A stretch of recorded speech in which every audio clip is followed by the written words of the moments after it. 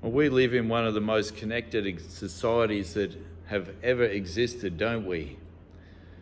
We have so many means to instantly communicate and connect with others at any time and place, anywhere across the planet. I can message my friend in New York State and he can instantly reply if he's out of bed and I'm awake at the right time. And this video will go around the world, all depending on Telstra's connection. Hey, thanks for nothing, Telstra, most days. Yet curiously, this is a weird thing, loneliness is becoming a growing societal concern. So much so that Vic Health on their website has named it as an epidemic that has extensive health deficits, and they list them all. Physical health deficits from loneliness, and a quite lengthy article on their website. My on-the-ground observation is that it's been extremely exacerbated by the COVID pandemic. You know, there's been some celebration that, yeah, people have connected on Zoom and done this and that, but for the most part, I think we're more disconnected than ever despite all our gadgets. Many who knew it was important to connect with others but found it difficult, really hard for one reason or another, whether it was from mental illness, anxiety or fear, or whether it's because of a physical illness that prevented them from getting out and about. Many have found it easier now to just stay away, to withdraw even further, to keep their distance. And that might feel all right at the time and feel like, yeah, that's what we need, but we can't stay in that place because God created us in his image, created us not as individuals, as one, but as interconnected, interrelational beings. We were made so that we cannot do without one another or without God. We were created to need each other and him if we were going to be fully and healthily human. Throughout history, there have been unending variations on how human beings have tried to connect with one another and build community. Family units of all varieties, friendship circles, communities, townships, villages, whole societies and civilizations, tribes, governments, councils, and even religions and various people and political movements have all tried in their own ways to bring us together. Some have been better and healthier than others, and some have been downright evil and destructive. Vic Health, now this isn't a negative comment about men's sheds, but they say on their website how wonderful men's sheds are for bringing blokes together across this country, and they proudly proclaim that there are 130 more men's sheds than there are McDonald's restaurants in the country. How about that? Well done, men's shed movement. They'll still drink more coffee than McDonald's restaurants, but there'll probably be a little bit of grizzling going on over the coffee still. What I find interesting is that there's no mention of any kind of religious community, and there's especially no mention of the church in its attempt to overcome the loneliness epidemic. Funny that there's such a growing number of disconnected and isolated people, no mention of the church. There's a growing number of people out there who are isolated and disconnected, and there's a number of people who find their connections satisfactory, but they're not completely fulfilling. Whether it's their marriage or their friendships or their family connections, it doesn't quite fill them up. I also find it interesting considering that situation that, you know, I know this whole group of people that has a shop front in nearly every location, not only in this country but across the entire planet, who are connected with each other across time and space, and connected to the one that says, I am the true vine. I am the vine, you are the branches. Those who abide in me and I in them will bear much fruit, because without me you can't do anything. Funny that. True community, true connectedness, and the possibility of being fully human is not only a possibility, it's available everywhere right now. Across the planet, across the whole 24-hour cycle of its rotation. No need to be lonely anymore. Just walk into a church.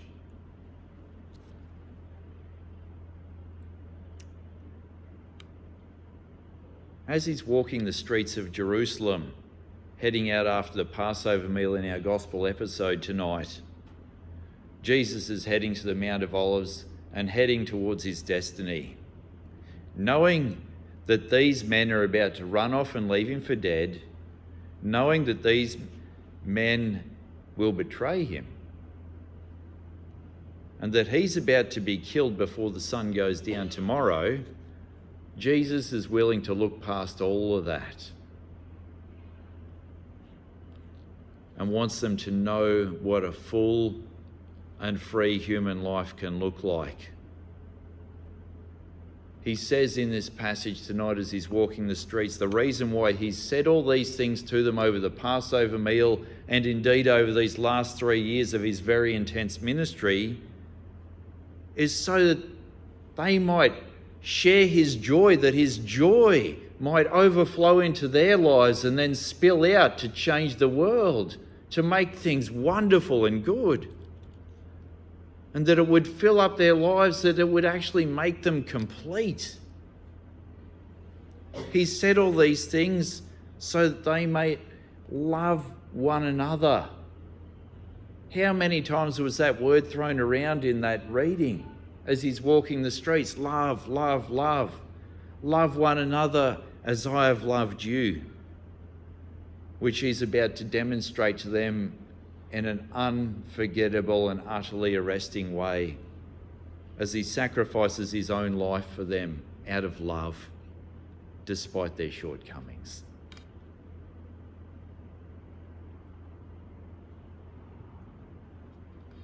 On the streets that night, Jesus also says to them, you know what?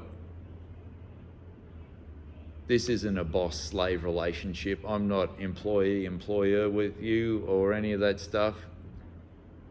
We're friends. And you aren't here by mistake. I chose you to be my friends. And I chose you to bear fruit that would last, to change the world for good and forever, with my joy filling up your life and the way you love one another. Just so you are Jesus' friends. You are not here by mistake tonight. He chose you because he loves you.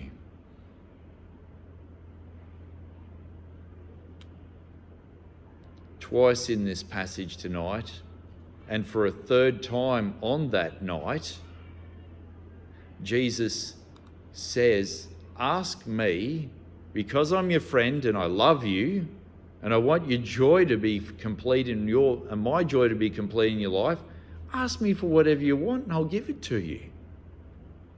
That's what mates do for each other, isn't it?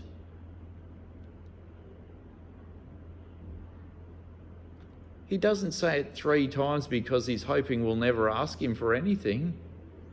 And like I said last week, maybe the church doesn't have because we don't ask. And maybe we don't have because we don't ask. Sometimes when we share in our common prayers together, we avoid having someone just pray on our behalf. And I know I've got a bad habit of putting you on the spot, but I'll say, what do we want to pray about tonight? Just pray out loud, have a crack, put it out there. Maybe there's too many things going through our mind, but I wonder sometimes are our minds blank? And that's not me criticising you guys, not at all. But I am wondering out loud, do we not have more because we don't ask. Because it's okay to ask a friend for something, isn't it? Jesus says, I chose you, you're my friends.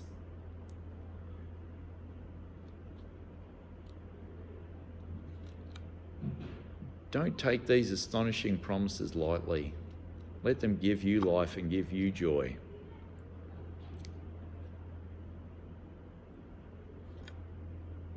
What does this look like played out in a difficult situation? You might recall from a few years ago the story of a couple of Aussie blokes. Some rednecks might say they weren't Aussies, but they were. A couple of Aussie blokes, Andrew Chan and Murian Sukumaran, convicted of drug smuggling in Indonesia and sentenced to death. There was quite a to-do about the fact that they were sentenced to death. No one argued the toss that they were drug smuggling, not even them. But eventually they were killed. Over the course of their incarceration, these men converted to Christianity and became passionate missionaries for Jesus in jail. I know a lot of us can be cynical about jailhouse conversions, but believe me, if they were going to convert to anything out of expediency, they would have become Muslims. Because at least one of the Bali bombers, being a good Muslim, got off death row and out of prison after only 4 years. Not bad. Chappelle Corby spent a lot more time over there, didn't she? For a lot less.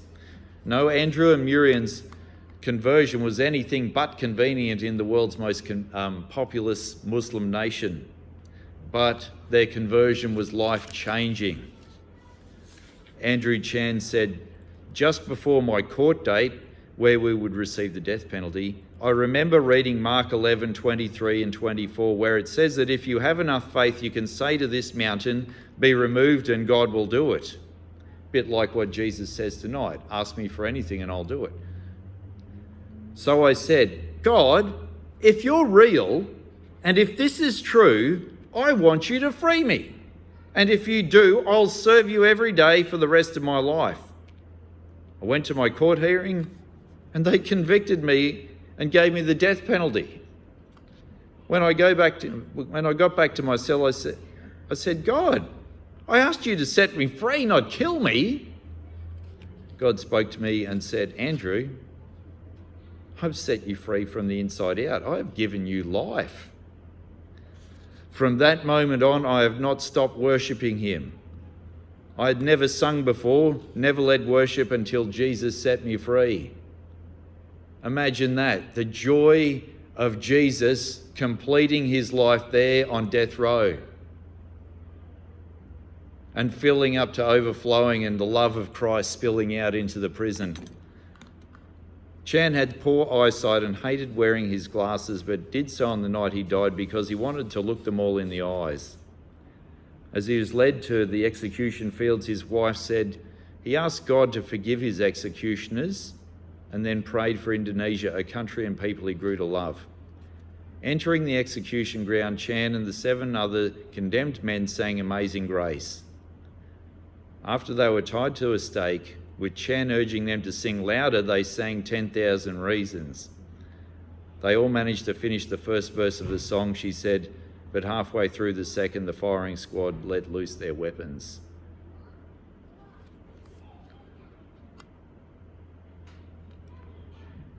Jesus gave Andrew and Murian what they asked for, what they really asked for, abundant life. And their joy was made complete.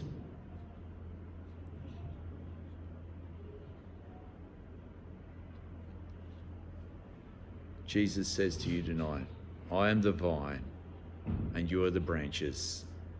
Abide in me and I will abide in you, because apart from me, you can do nothing. The Lord be with you. Also with you.